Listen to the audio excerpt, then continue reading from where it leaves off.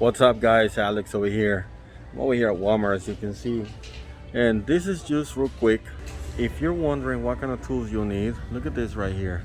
You got a chain breaker tool for $8, less than $8, for the wheels and levers. You also have pedals, grips, chains.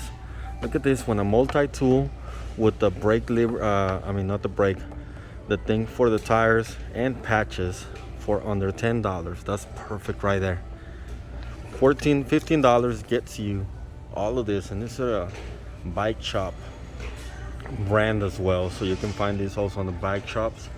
If you only need this right here, I had used this before, and they're just peel and stick. They're patches for your inner tubes, and it comes with 2 levers, less than $4. These things are amazing.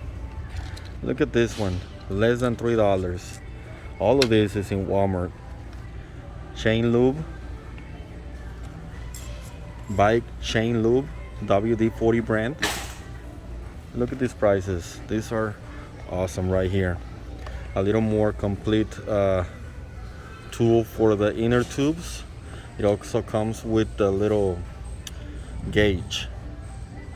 What else? They have all sorts of stuff over here. Look at this lime. The go tubeless right here with these things right here. Inner tubes, pumps. They're fully stocked. Probably gonna be fully stocked. Look at these floor pumps, foot pumps, less than $10. It's amazing things right here, guys. If you're wondering what you need to get your bike up and running, this is it. Look over here. I also use this right here. If you have presto valves, these are the adapters to use on any regular pump. I highly recommend you get one of those, at least one, and then have one with you at all times. And these are the gloves that I'm using right now, $15.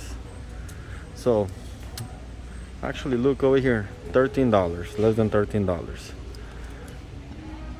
So